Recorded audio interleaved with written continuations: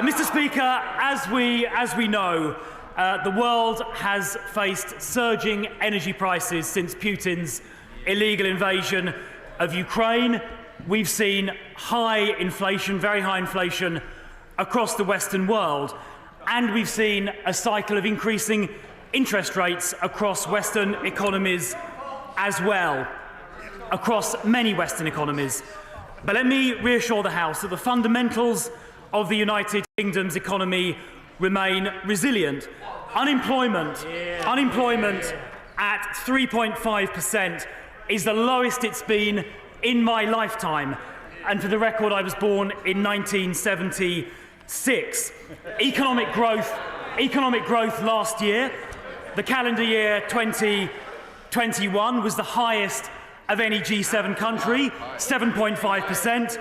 And just yesterday, the IMF forecast that economic growth, GDP growth, this current year in the UK would be at 3.6%. Once again, for the second consecutive year, the highest of any G7 country.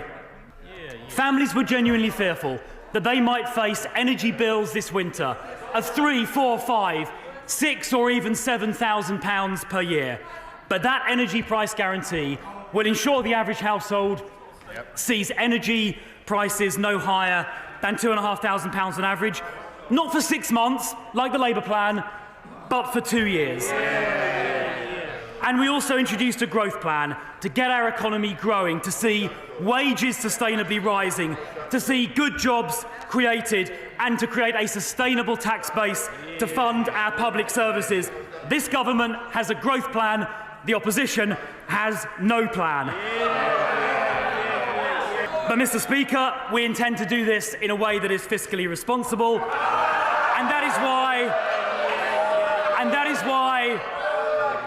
why on the 31st of October, in less than 3 weeks' time, the Chancellor of the Exchequer will set out the medium-term fiscal plan, explaining to the House exactly how he will do that and how we will continue the UK's track record of having the highest growth in the G7, not just last year, but this year as well. Mr. Speaker, people are facing insecurity, instability and deep anxiety, and they deserve answers. Conservative economic policy has caused mayhem with financial markets, have pushed up mortgage costs and put pension funds in peril, and it's wiped £300 billion of the UK stock and bond markets, all directly caused by the choices of this government. The mini-budget just 19 days ago was a bonfire made up of unfunded tax cuts, excessive borrowing and repeated undermining of economic institutions. It was built and then set ablaze by a Conservative Party totally out of control. Not disruptors, but pyromaniacs. And that fire has now spread. And yet government deny all responsibility. While ministers desperately try to blame global conditions, why is it that no other central bank in the world has had to step in 3 times in less than 3 weeks to protect financial stability? Mr. Speaker, this is a Tory crisis made in Downing Street, but it is ordinary working people who are paying the price.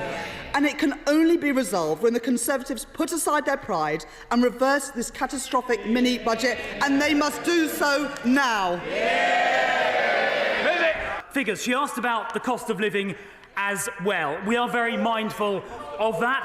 That is why, Mr. Speaker, we have introduced a £37 billion package to help people, disproportionately targeted at people on lower incomes, so the people on the 1/3 of lower incomes receive £1,200. Because we stand on the side of working people and we've taken the steps needed to support them.